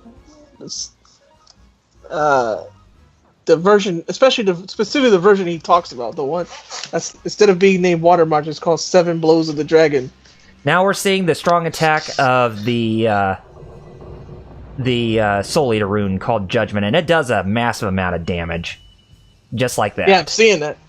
Well, okay. Remember when Chinese literature had ghosts that just fought lasers? And now you got like green hexagram. No, okay. Green hexagram or pentagram or whatever it is, or octograms. That's because Japan doesn't friggin' care. Like, no, they don't. Western audience are like, we don't want to see those symbols, and then Japan's like, what about them? We're like, because we're sensitive about that kind of stuff. Mm-hmm. And they're like, what? But yeah, that ability is that judgment ability from the Soul Eater rune. That's pretty strong. Unbalance, and now you're doing this again. Bang, bang, bang. 4 ghosts. Okay, we beat them. Now they're gonna. Starchild says, oh, good.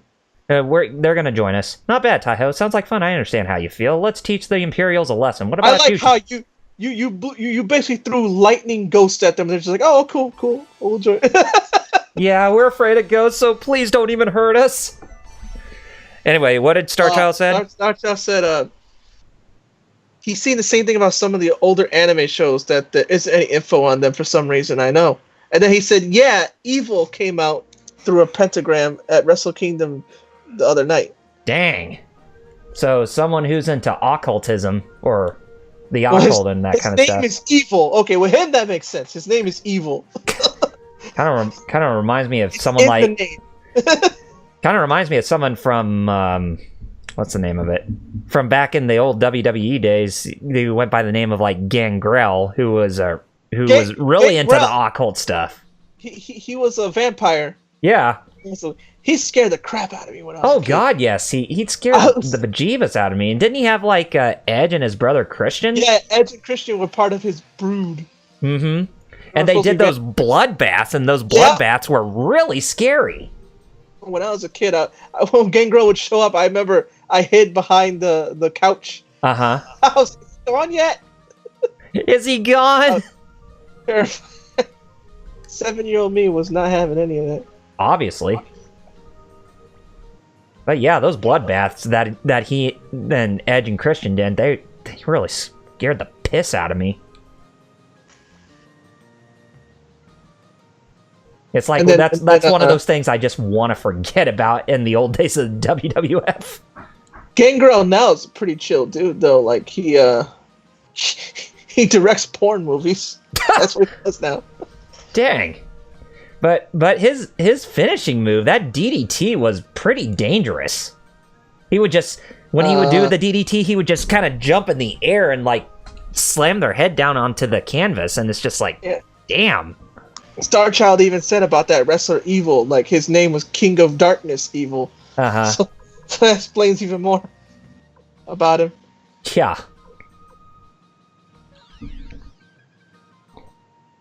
And we haven't done any more. We haven't done any more of this stuff. I mean, story stuff yet, since we're trying to get some recruits into our cause now. I feel you. Yeah, I figured this is a good time to get some people to join us now, since we're getting close near the end of the game, too. We might. Oh, wow. Yeah, you were right. See, I remember when me and Jeff were like, I don't know if we should 100% this, Double R. We don't want to stay forever. Mm-hmm. And then you explained that it wasn't that long of a game. And it's not. You were right. Yeah, because we didn't know it. We didn't know it that this was a shorter RPG.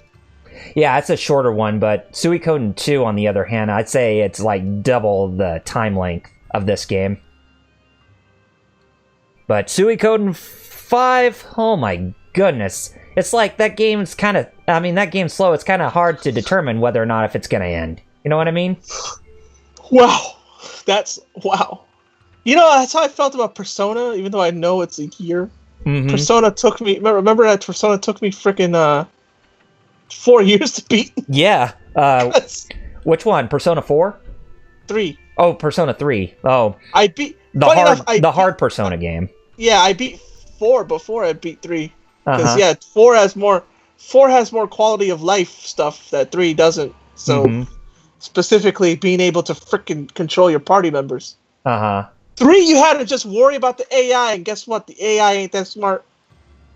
That's only so your character knew what to do. The other character's like, what am I gonna do? Oh, I know. Marin Karin. Which misses and doesn't do jack. No. Because Mitsuru's, for being such a rich, smart, she's not very smart. Oh, I'm smart. No, you're not. No, you're not. Liar. Liar. Why'd you make my office a house of lies? If you had your soundboard. Oh, yes. But we don't have the soundboard on for this time around. Obviously, Bleach? Nope. Just a character. Alright, I'm in. That's basically the character who wouldn't join us unless we have a certain number of recruits into our cause. It was counting down how many more recruits we needed. So, Starchild's saying that if you weren't doing what you were doing, you can beat the game even quicker. But you don't have to recruit everybody, as he says. Yeah, that's true. But... If you did, just like how Metal Gear Solid, how I play 100%. And like try and get the goggles and all that. But then there's other times where I just play and just speed through it. And when you speed through Metal Gear Solid 1 and 2, without them cutscenes, boy, it is like only like 2 hours. Right. I mean, this game, I'd say, even though it's a JRPG on the short side, I'd say this is probably one of the easier ones to 100% all the way through. Yeah. It's still cool though. Yeah. And Metal Gear Solid being so like short. I remember part 2. I would get like, I played it so much and I speed through it. I was just like, you know what? Like without the cutscenes, this game is short. Let me do something. Let me put it on European Extreme. Oh god, that must have been your biggest regret, huh? No, I beat it pretty quick. Dang! I envy you so much. It was hard for me to get into Metal Gear Solid with that high of a difficulty. Back then, I was that good. Now, pfft, like I always kept. I can't even play it on normal anymore. I suck now.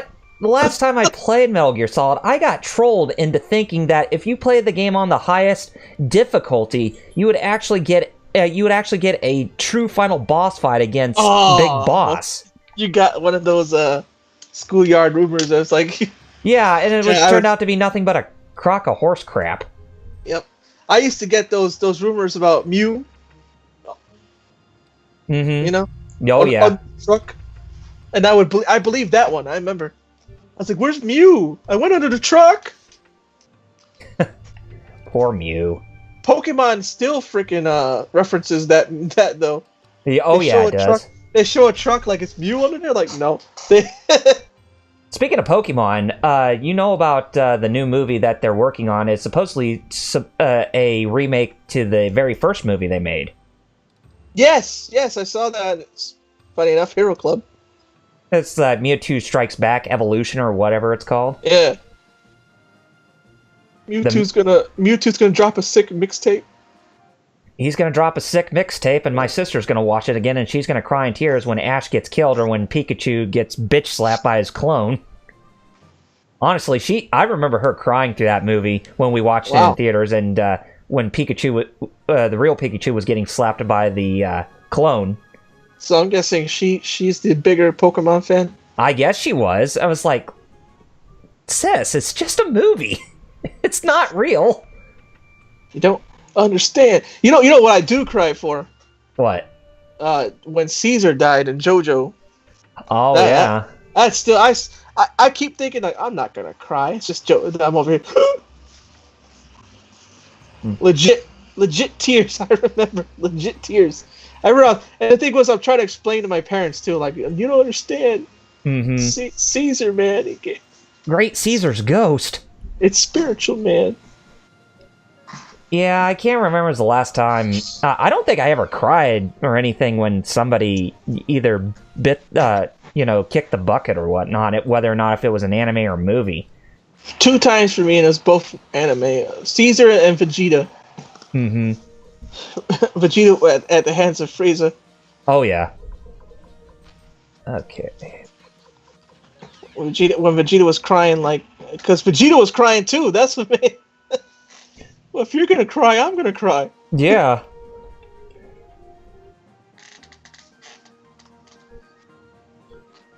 Star Child was laughing, though. He's like, ha. I guess the only time I did probably... Well, I guess the only time that I about cried was getting, like, the best ending in Suikoden 2. Well, now I'm curious. Is food out?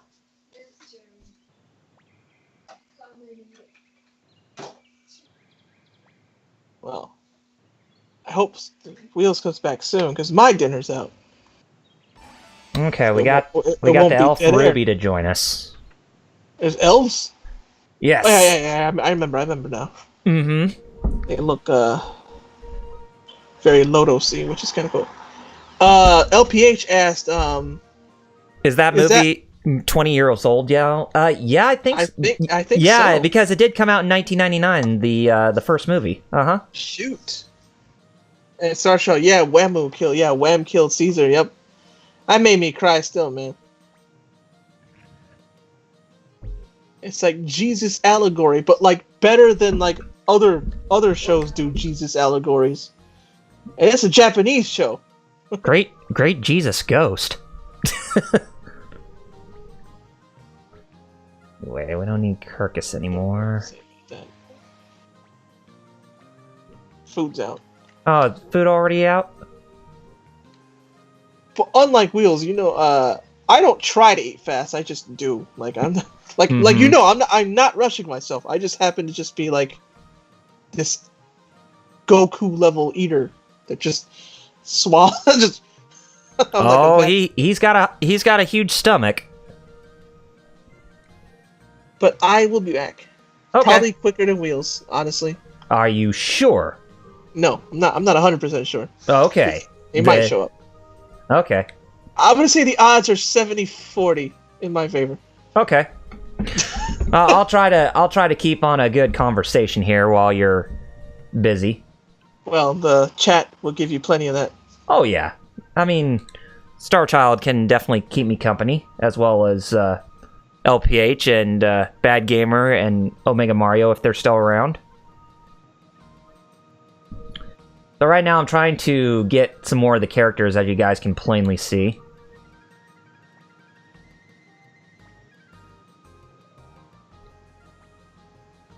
Yeah, I care to taste your stew, but I'll finally open my end, but I don't have no time. You know of any good cooks? Yes, I can actually go recruit that guy now. It's about time. So yeah, that one cook who was in Kaku, yeah, we can finally, or Seika or whatever it's called, yeah, we can finally do it. I need to check out my Suikoden 1 save. I forgot where I am. Oh, you do that, Starchild. Oh, where's LePont at? But then again, I'm trying to figure out how to get his son recruited into our cause, because his son is one of the 108 Stars of Destiny. Sheena? I guess that's what his name is.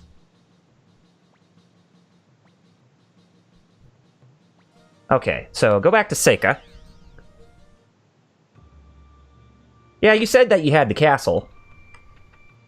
There you are. Come to my castle now, Antonio. Yes. Finally got that cook on my side. Yeah, I forgot how you get Sheena. I know you can get him after you completed Quanda Rossman's domain. But I think he was back in LePont's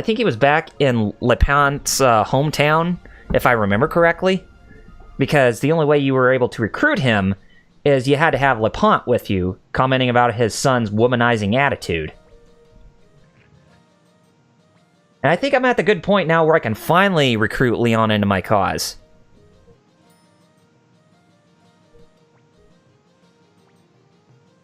Okay, so go ahead and change, and go ahead and get LePont back into our party. You're on the next page. Okay. And I probably better go get Leon here pretty soon, but first things first. Yeah, that sounds familiar. I remember the Sheena name, but not the character. Sheena is LePont's son, who has a womanizing attitude and has a very strange relationship with his father, where his father wants him to follow in his footsteps, but Sheena just wants to have just this chillax womanizing attitude. And he appears in this game as well as Part 2, Starchild.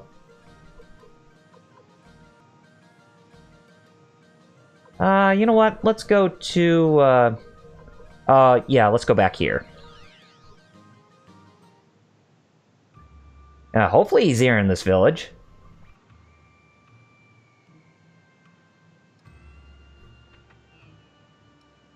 He's got to be around here in this village somewhere, because that's the only way we can recruit this guy. And we checked out the LePont mansion, but he's not there. This may be one of those things I'm going to have to, look up on the wiki. Starchild, if you could do that, if you can look up on the wiki and see and tell me how it is that I can recruit him, then maybe I can get him to join, but I know there's a way you can do it, and it's somewhere in this town. But I know you could actually do that, get him recruited, after the Quando Rossman event. But if you don't want to do it, that's fine. I mean, we don't necessarily have to get him in this episode, but, you know, if I was going to 100% this thing, then I want to try to do everything I can in my power to actually get everybody recruited. I know he's, like I said, I know he's around here somewhere. And I don't think he's at that gate just north of Seika.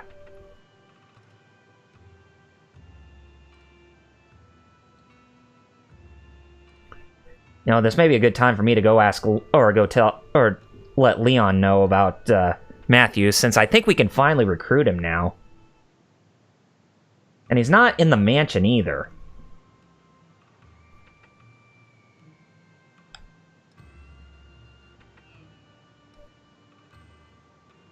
Anyways, so let's go ahead and head back to, go ahead and head to Kirov first, and then we will actually go to Kirov, and then we'll go talk to Leon again and see if he'll actually join our cause now, or be interested to join, but we'd have to let Matthew know.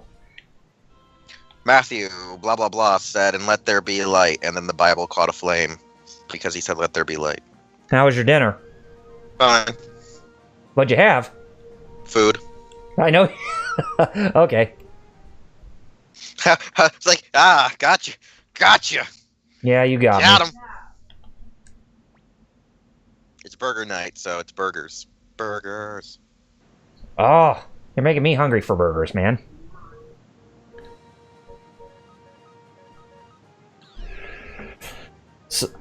So, did you get any good tokusatsu stuff for Christmas? No, I mostly bought Transformers and Jet. The only tokusatsu thing was probably Jetman and Power Ranger on DVD, because one of the other sets that I wanted went on sale. Power Ranger was $25. Jetman recently came out, so it was near retail. So I have to wait to go nab me my Time Ranger and my Gal Ranger sets. Are you looking forward to Godzilla King of the Monsters this year? I am, but I'm also like, I still have to think in the idea of being a bit skeptical. Because there's this whole fact of this is probably the best way to say it is there's a high possibility that this is the final, and when I mean like the final like Godzilla movie to be made by Legendary, like there's a huge like if kind of conspiracy sort of going on. I wouldn't say conspiracy, but people are very skeptical, because if anyone doesn't know, there's actually a contract. The way that Toho and Legendary and Warner Brothers worked out their contract was that Toho can't produce movies for Godzilla supposedly right now, because they were afraid that they would oversaturate if, say, they got back into the Godzilla market when they did. And the only reason supposedly they let them do Shin Godzilla was because it was in a year that was not when King of the Monsters was coming out, and in between, it was in between movie releases. Like, that was the first idea. But because Shin Godzilla actually blew up to being, like, such a huge success, Warner Brothers nipped that shit in the ass by saying, we kind of don't want you doing a sequel or a new Godzilla live-action series, because it might actually impede our domestic sales or international sales by making our adaptation of the franchise. Toho at the same time wasn't too happy with that decision that they cut with Warner Brothers and Legendary. They're not they weren't so happy with the whole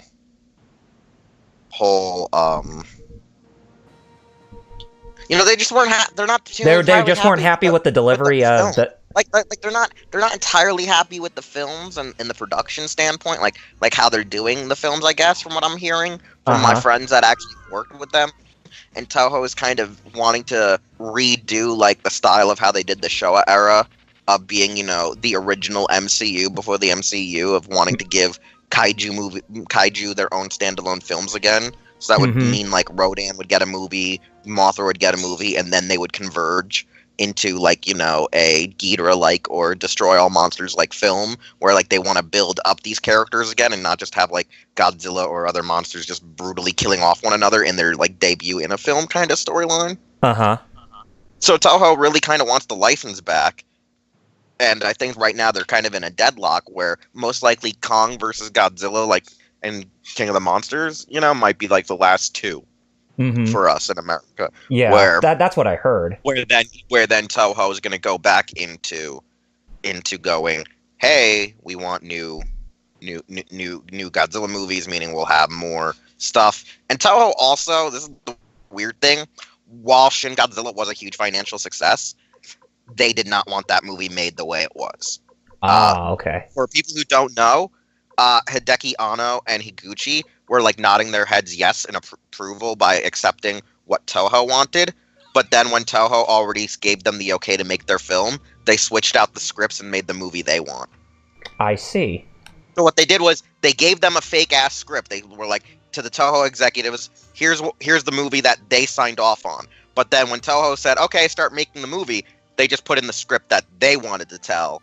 And supposedly, this is the funny thing, was that in the theater, this is a story that Higuchi mentioned, was that when the movie came on and the movie started diverging from their script that we showed them to the script that we originally gave them the first time that they said we couldn't do, they started looking at us and they called us out into the lobby and were getting really mad at us until people started coming out of the theater saying we really enjoyed the film, and they were just taken back by like, what the fuck?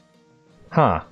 Supposedly they kind of don't want to do a sequel to Shin Godzilla just because Toho didn't fully supposedly like the direction Higuchi and Anno said, but they grinned and bare their teeth when they saw how much money they were making. And Anno's like, well, that also delayed me from making the next Evangelion film. So it's like one of those ones where they don't want to do a Shin sequel. They do want to do a Shin sequel.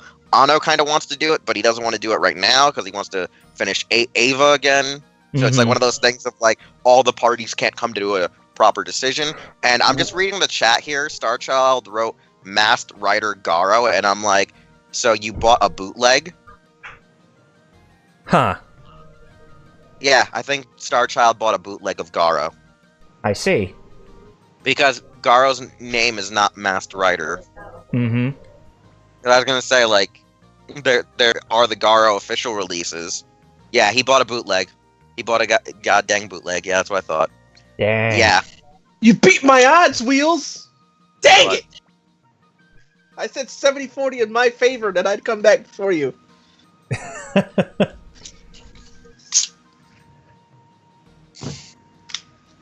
So, Jerry, I guess you have to pay up. But yeah, no. So, yeah, no, because I was going to say, like, I got Garo, from, what is it, Sentai Filmworks on Blu-ray, which, actually is called Garo because there's no Masked Rider in that title. If there's a Masked Rider in that title, that is for sure a bootleg. Yeah, he told me. Yeah, it says Masked Rider Garo, and I can't believe I didn't think. I was like, wait a minute. That's a bootleg. It's a bootleg, bro. I can't believe I didn't I just said, wait a minute. It's never called Masked Rider. Yeah, no, it's a bootleg for sure. And it's funny too because we only got the first two series of Garo, the Koga timeline, out on home video here in North America, and they haven't started producing any of the other ones yet. And I'm like, yay! Down with the garbage, up with the good stuff. Down with the garbage. But yeah, no, that's a fun fact about the Shin Godzilla film is that like supposedly Higuchi and Anno pulled a fast one on Toho. Wow. But all I know is if like Toho does get it back, I really do hope we get a return to more of a Showa style. And what I mean by a Showa, I'm talking about like I just want standalone films for my kaiju because I really do love the original Rodan. I love the original Mothra. I love the original Godzilla. Yeah.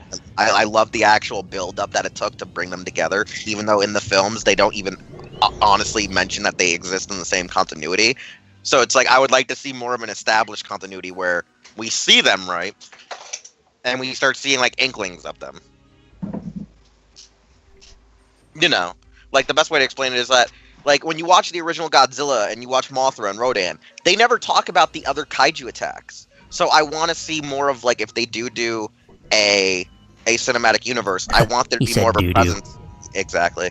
I want there to be more of a presence of, hey, we did this, we did that, kind of thing.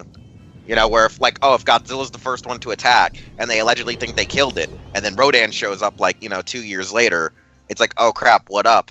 And then Mothra shows up, and then Godzilla returns, and then all of a sudden a meteor hits the Earth, and then there's Ghidorah. Starchild said, the show is real, but the box art on these bootlegs is usually random. And I know on the bootleg DBZ box I got, it has fan art on the inside. Yeah, but that's just me. And when it comes to Godzilla, I just want like if they're do a cinematic, do like a real storytelling where you know these creatures all exist at one time. Would be nice. Also, a lot of people are begging Toho to make a Gigan standalone film or a Ghidorah standalone film. Huh. And I think, and here's the thing, I don't necessarily think you can do a Gigan standalone film, but I think Ghidorah actually has more character in the mythos to get a standalone film. I agree. And here's my theory and reasoning as to why Ghidorah can have a standalone film, whereas other kaiju technically can.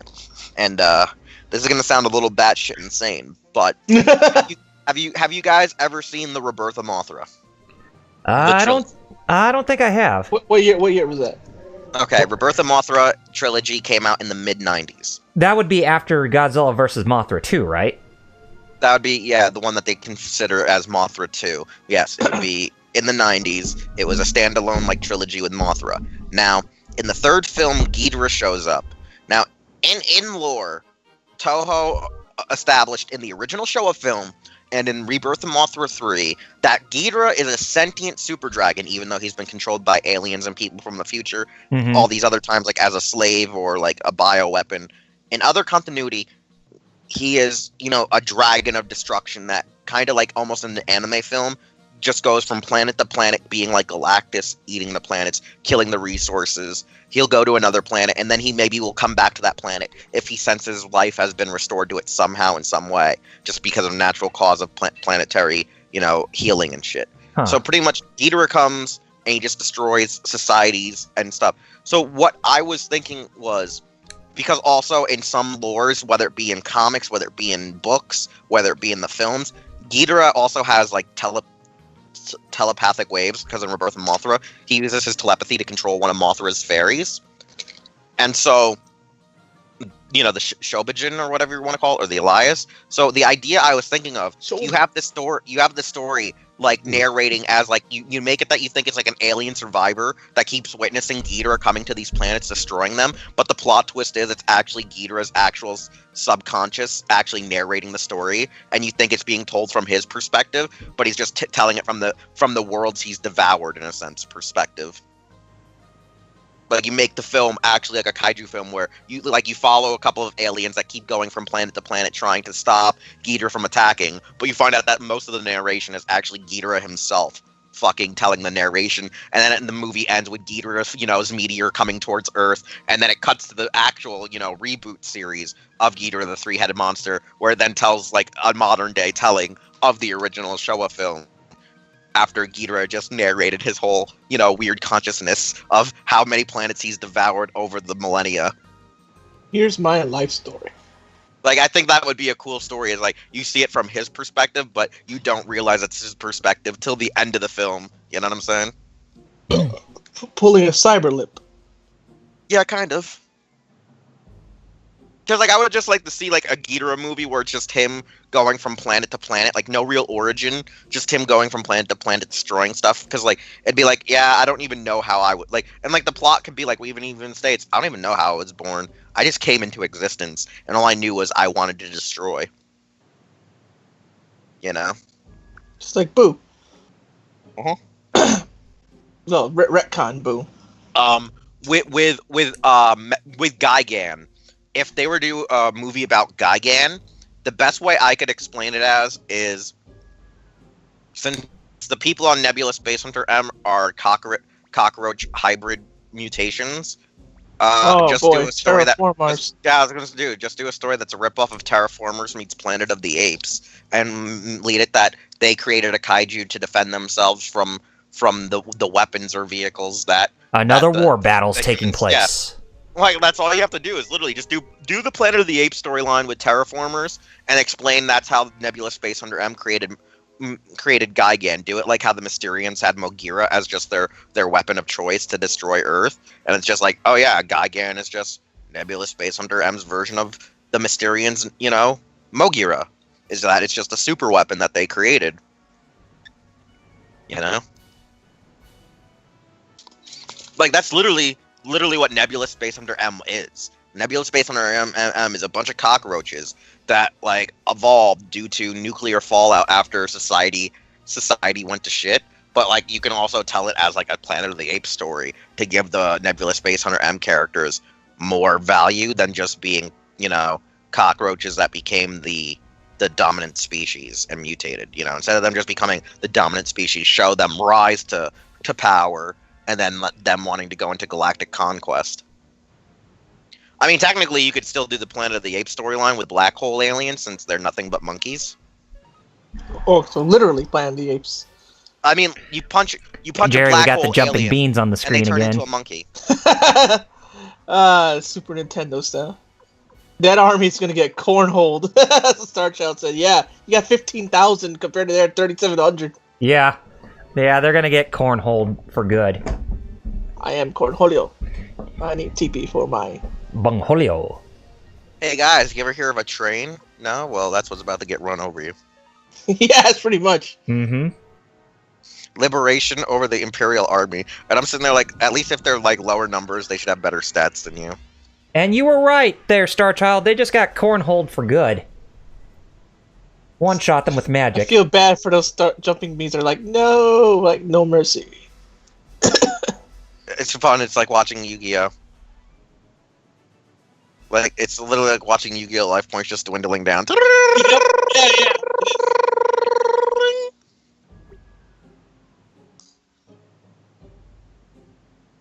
This is literally how the game ends with Yu-Gi-Oh!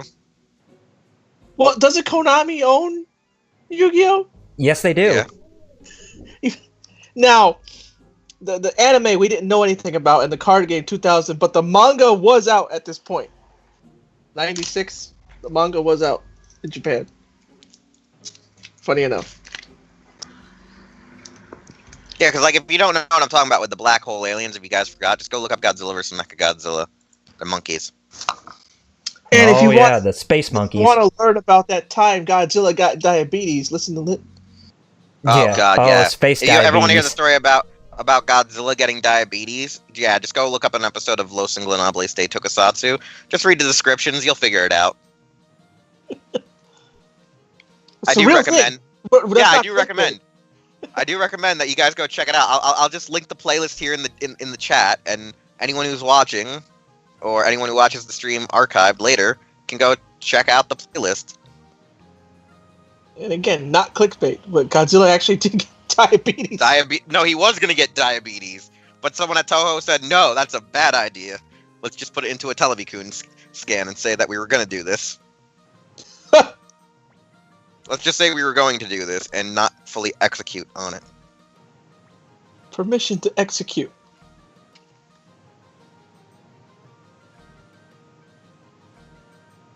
Okay, so we're going to be breaking into the castle to actually save. Breaking the law. Sorry. Yeah, breaking the law, breaking the law.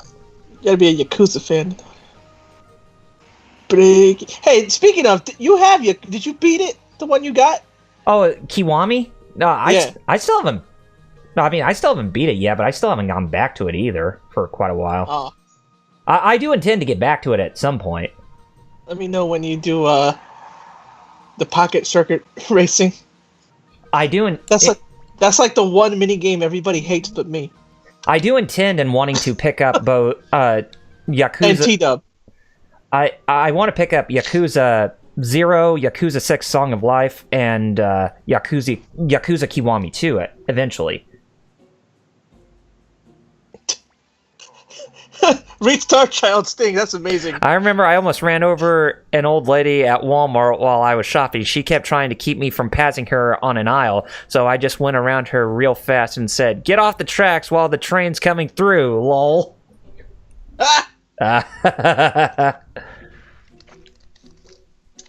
Star Child says he has the Japanese version of Yakuza 0. He beat it, and he had Kiwami for free, which is because, yeah, it was a plus title. Oh yeah, fun fact too. the Los Ingobernables de Tokusatsu podcast playlist only goes up to episode 60. So if you want to see the rest of the other 10 episodes that we have thus far, you're just gonna have to go to the channel and just go click, click, click, click, click, click, click. Click, You know, click, click. you have to. I mean, eventually we're just gonna convert the audio into well, not audio. We're gonna take the original audio and make new intros and outros so it can be like put on Spotify and iTunes. Because like we have, you know, a basic YouTube intro and basic YouTube outro. So what I'm doing is gonna like, you know, re-record a new opening, re-record a new outro, and then be like, there you go, Spotify and iTunes edition. Oh, excuse me. Etc. Nice. no. I'm going to go ahead and save here pretty shortly because Yeah, 6:59. We're pretty much right on time. yeah, it's time for us to wrap up here. So I guess we can go ahead and give our plugs while we're at it. Well, Wheels, you are the guest. Okay. Yeah. Go ahead. All right. I am Wheelchair21 on YouTube, Twitter Wheelchair21, Instagram is Tadja_Doyle. But you know, I've been chilling Hero Club. I'm using the Hero Club account on this show right now. So check out Hero Club for Life on YouTube, Twitter, Instagram, Facebook. Check out our website hero-club.com. And you know, we got podcasts, we got live streams, we got other shenanigans coming, and we also host these crazy bastards there too. Yes, Yeah. we actually have plans for YouTube content to be able to be posted. So Bad Gamer says it's been nice having you guys in the background. Oh, thank you, man. oh, speaking of, we'll be switching back to Discord when we're off. Yes. When we're offline. How about you, Double R? Okay, well, as of right now, I'm currently in post-production on my Final Fantasy retrospective with Episode 9. It's coming along very nicely. Hopefully I want to get that done before the end of this month, so that way I can have that completed, and then I can play Kingdom Hearts 3 after I get done with that. And, so, yeah, be on the lookout for that when I get that up, and it will also be up on HeroClub.com, be the first Final Fantasy retrospective up on that website in quite a while, which I'm sure a lot of people... In like ages. Yeah, I know, because my retrospective videos were directing a lot of great traffic on your website, too, from what you told me. Anyways, so yeah, be on the lookout for that, but you can follow me on youtube.com/RPGreviews. I do my reviews, retrospectives, live stream. Well, I archive my live streams from Twitch onto there, as well as do 2 cents videos, which are now known as side quests. Need to get back onto that at some point.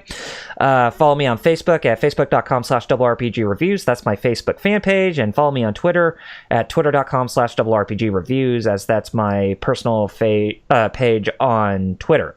And you can also follow me on Twitch, twitch.tv/RPGreviews. I do intend to actually get back to live streaming, but I'll probably do that once I get episode 9 completed of the Final Fantasy retrospective, and probably I'll be playing Kingdom Hearts 3 as well as some more Trails of Cold Steel 2 by then. But anyway, be on the lookout for more content coming from me in the future that you're not going to find anywhere else, and I'll definitely see you next week for when we resume where we left off with Suikoden on the PlayStation. But anyway, that's me. Alright, you can follow me, Fighter Chaos, Fighter XAOS, everywhere on social media, Instagram, Facebook, Twitter. That's Fighter Chaos. That's this name right here. It's in the chat. See, see, I put a little Let's Dance symbol. Just so you can see my name. Right, meow. Copy paste that name into social media, you'll find me. Everywhere. Everywhere that I am. Go to Tapas.io, search for Kaus there, Fighter Kaus as well there, because I do webcomics nobody reads, but they give me money when people do, so check that out. And if you like, social media, because Twitter I post pretty much everything. Like, I used to separate Fighter Ecchi and Fighter Kaus, but ever since Tumblr gave the old heave-ho to NSFW content, I said screw it. So, you know, if you don't like that kind of stuff on your timeline, oh well, I don't even do hentai anyway, so whatever.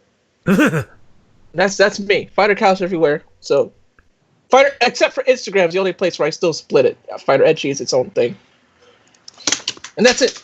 All right, so be sure to join us next Saturday as we continue with more Suikoden, and we're going to continue where we left off. We're going to be saving Victor, who apparently did not make it back to his hometown, as he did end up getting captured on his way there, so we're going to have to rescue him this time. And we'll recruit what's left of the Liberation Army soldiers and hopefully get our way closer towards near the end of the game. Now, we won't be able to beat the whole game in its entirety when we get back, mind you, but we'll be one step closer, which I think there's only about maybe 2 episodes or 2 live streams left of this series before we make it to the end. So that ought to be pretty exciting. So anyway, we'll see you next week, and until then, I'm Double RPG. Fighter Cows. And that's over there at Wheels. Yes. Wheelchair 21. And we will see you next week. And Jerry, without further ado, take it away, my friend. Nimyo. Kanyo. Peace out. Piccolo popping bottles, y'all. Piccolo popping bottles.